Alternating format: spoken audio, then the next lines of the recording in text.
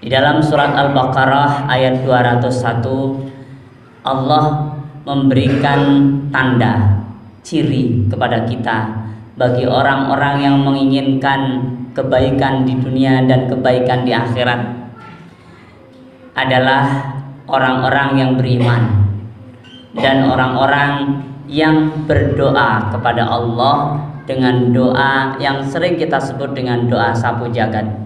Rabbana atina fid dunya hasanah wa fil akhirati hasanah wa qina adzabannar.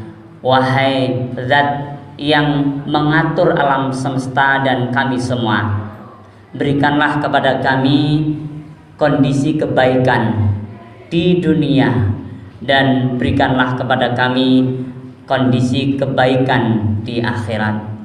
Dunia dan akhirat diperintahkan oleh Allah kepada kita untuk mendapatkan keduanya, sehingga manakala kita hanya berat sebelah, kita ingin hanya akhirat yang baik, maka seyogianya atau sejatinya kita menentang perintah Allah.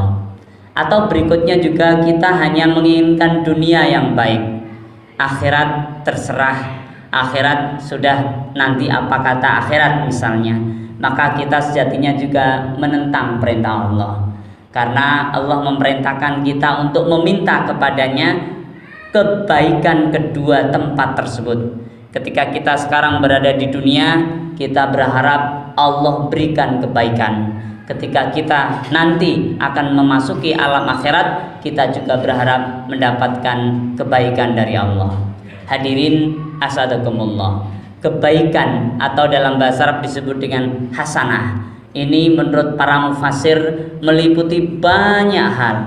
Misalnya ketika kita hidup dikarunia Allah istri yang salehah, maka itu kebaikan. Anak-anak yang soleh-solehah, rezeki yang baik, rezeki yang berkah, umur yang bukan hanya sekedar panjang tapi sehat dan bermanfaat, posisi jabatan pekerjaan yang bukan hanya berfungsi menghidupi keluarga kita sendiri tetapi juga bisa membantu orang. Kata-kata yang senantiasa muncul dalam kehidupan kita adalah kata-kata yang baik.